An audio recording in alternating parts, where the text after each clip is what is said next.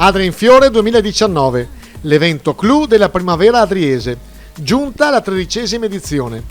In piazza Garibaldi, Riviera Matteotti, piazza Cavour, piazza Grotto e piazza Bocchi, tantissimi fiorai e vivaisti provenienti dalle province di Treviso, Padova, Venezia e Rovigo.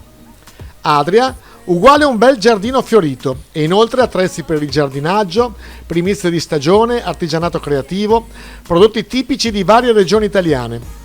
Tra le altre attrazioni, la natura in cornice, l'incanto dei fiori pressati, presso la Sala Cordella, con le opere di Gloria Nives Frigato.